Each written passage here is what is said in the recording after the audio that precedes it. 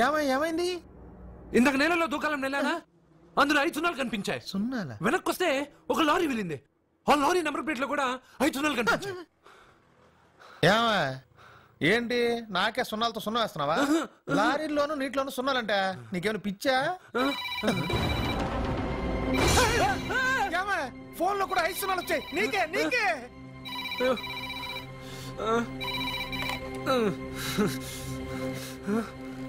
అర్జున్, ఆ STD booth లో ఏం చేస్తున్నావు? ఎందుకురా భయపడుతున్నావు? ఎవరు మాట్లాడేది? రామకృష్ణ మఠం పక్కన శ్రీ విద్యానికేతన్ స్కూల్ హోర్డింగ్ ఉంది. దాని ఎదురుగా ఉన్న under construction building 8th floor కి రా. నేనెవరో నీకు తెలుస్తుంది.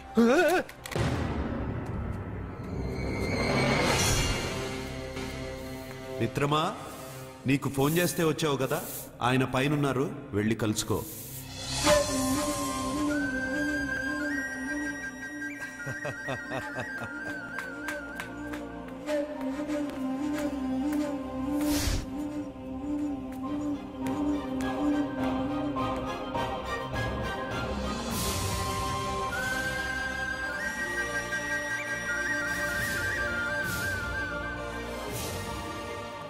నువ్వు ఇప్పుడే కదా కింద ఉన్నావు, పైకి ఎప్పుడు వచ్చావు? కింద ఒక డ్రెస్, పైన ఒక డ్రెస్సా? సరే గాని నువ్వెవరు? నన్ను ఎందుకు రమ్మన్నావు? నువ్వు మీ అమ్మమ్మ చేతిలో పడి చచ్చిపోవాలనుకున్నావు, కాటి కాపిరి వదల్లా. లోయలో దూకి చచ్చిపోవాలనుకున్నావు, నేను వదల్లా. 5 సున్నాలు నీళ్ళల్లో చూపించి నిన్నెక్కడికి రప్పించాను. అంటే నువ్వు నా గురించి తెలుసుకునే ముందు నీ గురించి నువ్వు తెలుసుకో. నువ్వు చావాలనుకున్నంత మాత్రాన చచ్చిపోలేవు. ఎవరి చావు వాళ్ళ చేతుల్లో ఉండదు మిత్రమా. నువ్వెవరు నేను చనిపోలేనని చెప్పడానికి? నేను ఇప్పుడే మేడపై నుంచి దూకి చనిపోతాను. చూడు. Okay, jump.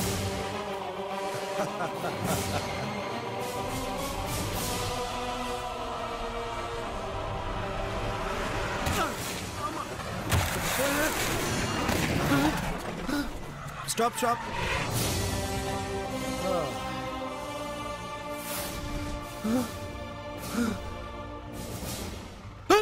Okay, thank you. అదెవడు కావాలయా? డబ్బుల్ది. డబ్బంటే? డబ్బంటేనా? 200 కిలోమీటర్ల ముందు ఎక్కడ ఏమన్నావు? దిగేటప్పుడు ఇస్తారన్నావు కదా, ఇప్పుడు డబ్బులా అంటావేంటి? డబ్బుల్ది 100 రూపాయలది. 100 రూపాయలా? అంటే ఏంటి 100 రూపాయలు అంటే తెల్లా నీకు? ఏంటి ఎటకారమా? నీటి కనిపిస్తున్నావు కదా, లారీకి ఎత్తుకున్నాను. నాకు ఇయ్యాల్సిన 100 రూపాయల బదులు 1000 రూపాయలు బదిలీ చూడు. నీకు దొంగ బేరం. ఇలా సార్ అతను 200 కిలోమీటర్ల ముందు మీ బండి ఎక్కాడా? అవునయ్యా, ఆడో పెద్ద పోర్ట్ కేడి. అవ్వా సార్, ఇప్పుడే సార్ అతను 8వ అంతస్తులో ఉన్నాడు. అతను దూకమంటే నేను అక్కడి నుంచి దూకాను. ఏంటమ్మా, 8వ ఫ్లోర్ నుంచి ఆడు దూకమంటే దూకేశావా? నువ్వు బతికేశావా? అది నేను నమ్మాలా? నువ్వు ఇప్పుడే కదా 8వ అంతస్తులో ఉన్నావు. ఎప్పుడు 200 కిలోమీటర్ల ముందు లారీ ఎక్కావా? 200 కిలోమీటర్లేంటి, 2000 కిలోమీటర్లైనా వెళ్ళి ఎక్కి రాగలను. మరి నీ సంగతి ఏమిటి? చస్తానన్నావు, చావలేదు. That is fate, నసీబ్. ఈ తలరాతను కాదని సూసైడ్ చేసుకునే వాళ్ళందరూ బతికేస్తారు నీలాగా. నా తలరాత నీకెలా తెలుసు? ఎవరికి ఎప్పుడు ఏం జరుగుతుందో నాకు బాగా తెలుసు. నీకన్నీ తెలియడానికి నువ్వేమన్నా దేవుడువా? అవును. నువ్వు దేవుడువా? ఎందుకు నవ్వుతున్నావు? నువ్వు చెప్పిన దానికి నవ్వు రాక? నువ్వు ఇందాక ఎక్కడి నుంచి దూకావు? మేడమే నుంచి. అప్పుడు ఎక్కడ పడ్డావు? రోడ్డు మీద. ఇప్పుడు ఎక్కడున్నావు చూడు. భయంగా ఉంది. నీకు భయమే కదా? ఏదో మొండిగా చావాలని డిసైడ్ అయిపోయావు. చావంటే నీకు భయమే కదా? సరే గాని నువ్వు దేవుడు అని చెప్పావు, కానీ చూడ్డానికి నువ్వు చాలా సింపుల్ గా ఉన్నావు. సింపుల్ గా ఉన్నానా? అయితే ఇప్పుడు చూడు. రే, మీ అమ్మమ్మను కాదురా, నేనే. మళ్ళీ చూడు. నువ్వు కాదురా, నేనే. ఇలాగే ఉండిపోనా? వద్దు, ఇంతకు ముందు ఎలా ఉన్నావో అలాగే ఉండు. కానీ నువ్వు దేవుడు కాదు, నువ్వు ఎవరు మాయలు మరాఠీవి. ఆహా. అయ్యో రే, కంగారు పడద్దు. ఎప్పుడైనా దేవుణ్ణి చూసావా? ఎందుకు చూడలేదు? మా ఊరి గుడిలో దేవుడు తలపైన పెద్ద కిరీటం, నడుంకు ఒక చిన్న గుడ్డ కట్టుకుని ఒళ్ళంతా నగలేసుకుని ఉంటాడు. చాలా సార్లు చూసాను. అరే, నేనే నగల కొట్లో ఆర్డర్ ఇచ్చి చేయించుకున్నట్టు చెప్తున్నావేంటి? అవన్నీ మీరిచ్చినవే. నేను ఎక్కడైనా ఉంటా, ఎలా అయినా ఉంటా, ఏ రూపంలో అయినా కనపడతా. నువ్వు దేవుడు అంటున్నావు. పాప అమాయకుడైన లారీ డ్రైవర్ డబ్బులు ఇస్తానని ఎందుకు మోసం చేశావు? తప్పు కదా? మిత్రమా, డబ్బుకి దేవుడికి సంబంధం లేదు. డబ్బు మనిషి కనిపెట్టింది. మీరు డబ్బుని లక్ష్మీదేవిని పూజిస్తున్నారు, కానీ లక్ష్మీదేవి ఫోటో డబ్బు మీద లేదే. మహాత్మా గాంధీ ఫోటో డబ్బు మీద ఉంది. మీరు ఖర్చు పెడుతున్న డబ్బు పైన సంతకం ఆ పరమేశ్వరుడిదా, ఎవరో రిజర్వ్ బ్యాంక్ గవర్నర్ది? మీరు ఎంతో మంది దేవుళ్ళని కొలుస్తారు కదా, మరి ఆ పేర్లు రాయకుండా మీరు మాట్లాడుతున్న భాషల పేర్లు డబ్బు మీద ఎందుకు రాశారు? అలాంటి డబ్బు ఆ లారీ డ్రైవర్కి ఎందుకు ఇస్తానురా? ఇంకో వారం రోజుల్లో ఆ లారీ డ్రైవరు మీ డబ్బులో 10 లక్షల లాటరీ గెలవబోతున్నాడు. నన్ను తిట్టుకుంటున్న లారీ డ్రైవరు ఆ డబ్బు గెలవగానే నాకు కొబ్బరికాయలు కొడతాడు. నన్ను కొలిచే అందరినీ వదిలిపెట్టి నీ ముందుకు ఎందుకు వచ్చానో తెలుసా? నీ మంచి మనసు చూసి. నువ్వు అందరి కోసం దండం పెట్టుకుంటావు, నీ కోసం పెట్టుకోవు. అలాంటి నువ్వు నీ భార్యని వదిలిపెట్టకూడదు, చావకూడదు. నేను ఒంటరిగా వాళ్ళందరినీ ఏం చేయగలను? నువ్వు బలహీనత ఎక్కువ ఊహించుకుంటే బలహీనుడు అవుతావు, నువ్వు బలం ఎక్కువ ఊహించుకుంటే బలవంతుడు అవుతావు. యద్భావం తద్భవతి. నువ్వు ఏది కోరుకుంటే అదే నీకు లభిస్తుంది.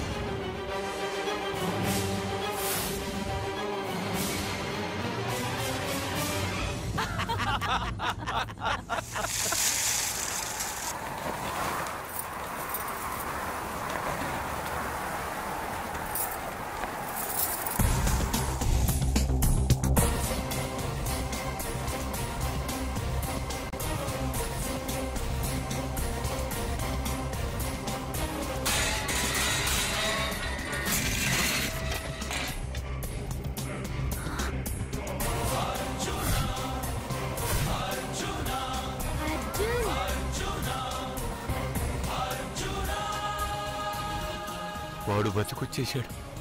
ఇంకా నీకు పెళ్లి జరగదురా. అల్లుడు గారు, మనం అనుకున్న రోజే మీ పెళ్లి జరుగుతుంది. వేసేరా వాడిని.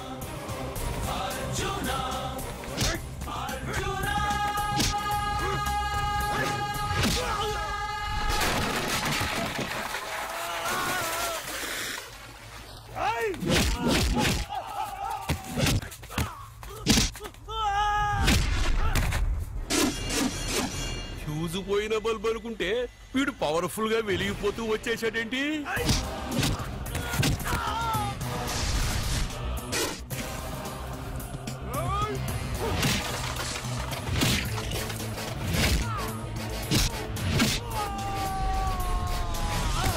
చూడండి సార్, షాకుల మీద షాకులు ఇస్తున్నాడు.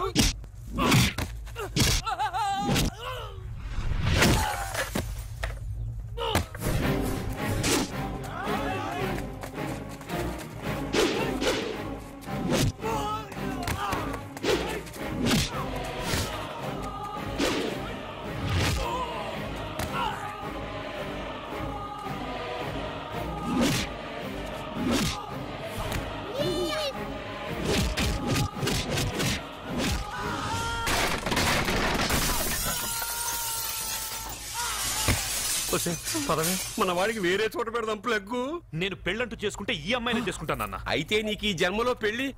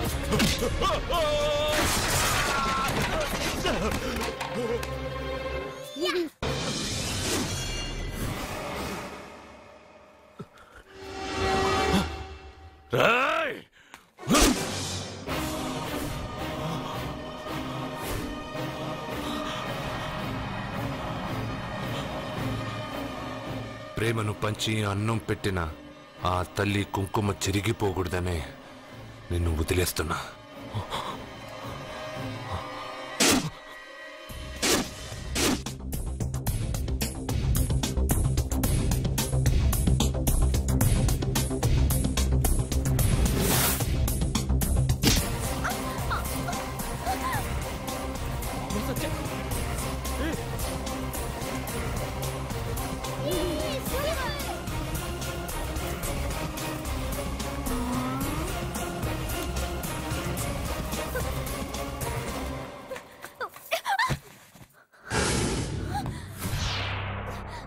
ఇప్పటి నుంచి ఇదే నీ ఇల్లు. నువ్వు నన్ను ఇష్టపడి పెళ్లి చేసుకున్నావు లేదా నాకు అనవసరం. నా గొంతులో ప్రాణం ఉన్నంత వరకు నిన్ను ఎవ్వరికీ దక్కనివ్వను. అలా జరిగితే నేను మగాడినే కాదు.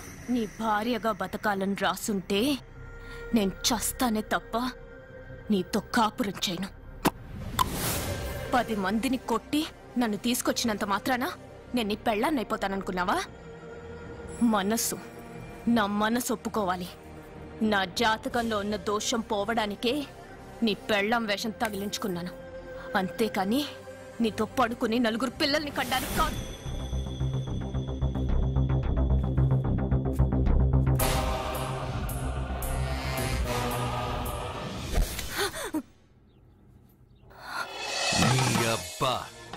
నీ కట్టింది ఇది నీ మెడలో ఉండగా నిన్ను జర్రు జర్రు జర్రు అని చింపేయగలను. కానీ ఎంత తాలి గట్టినా ఒక ఆడదాని అనుమతి లేకుండా తాకేవాడు మగాడే కాదు. ఇప్పుడు చెప్తున్నా, ఏదో ఒక రోజు నేనే నీ మొగుడని చెప్పే సమయం వస్తుంది. అప్పటి తాక నా చిట్టికెన వేలు కూడా నిన్ను తాకదు.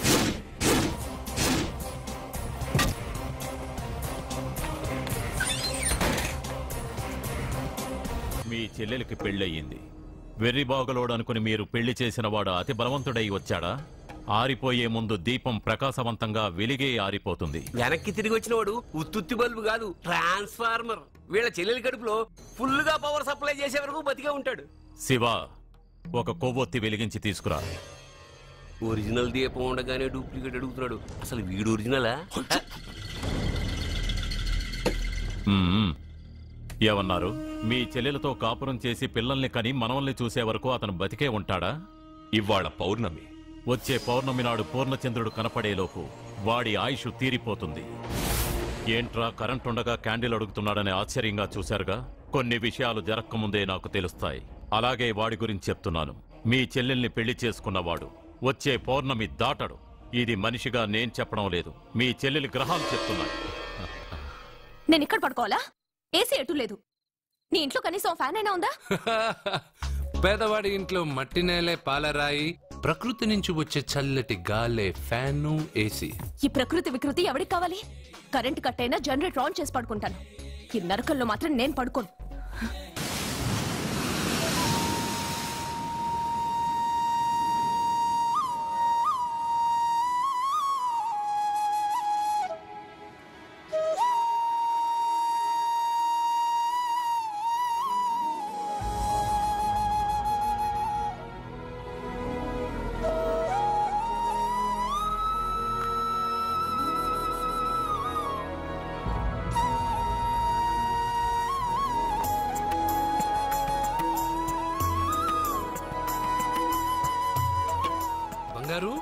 నువ్వా?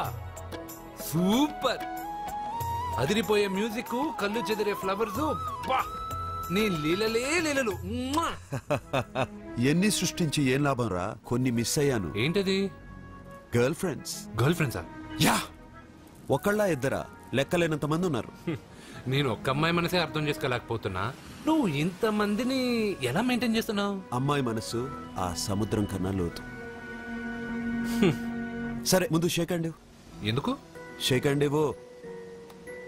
నువ్వు నీ పెళ్ళాం ఇంట్లో ఉండిపోకుండా దాన్నే నీ ఇంటికి తీసుకొచ్చావు. నువ్వురా అస్సలైన మగాడు అంటే.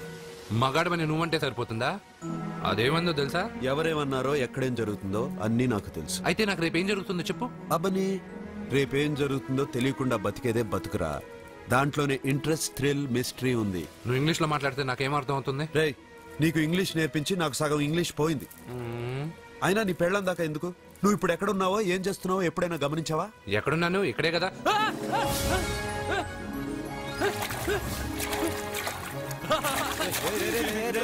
ఆగరా ఆగరా. ఎందుకు? నీ లోపలికి వెళ్ళాను కదా.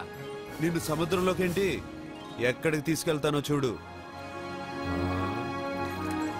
ఈ మ్యాజిక్లన్నీ నిన్ను నమ్మని వాళ్ళకి చూపించు. నేను నిన్ను నమ్మాను.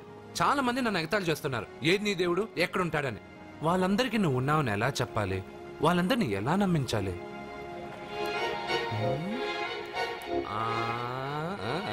చెప్పలేవు చెప్పలేవు చెప్పలేవు మిత్రమా చెప్పలేవు. మిత్రమా ఆగు. నమ్మిన వాళ్ళకి నమ్మినంత. కళ్ళు, ముక్కు, చెవులు, చేతులు, కాళ్ళు ఇవన్నీ బయట ఉంటాయి, అందుకు మీకు కనపడతాయి. బ్రెయిన్, హార్ట్, కిడ్నీలు, లివరు లోపలుంటాయి. స్కానింగ్ చేసి చూస్తే గాని కనపడవు. ఇవన్నీ చూడగలిగిన మీరు ప్రాణం ఎక్కడుందో చెప్పగలరా? అలాగే నేను ఎక్కడుంటానో, ఎప్పుడొస్తానో, ఎలా వస్తానో ఎవ్వరికీ తెలీదు. సూపర్ బంగారు. మ్వా! ప్రాణం సంగతి సరే, ఇంటికెళ్ళు, నీ సత్య అదే వస్తుంది. కానీ అది నా ఇంట్లో ఏసీ అడుగుతుంది. ఏసీ ఓసీలో వస్తుంది, పోరా.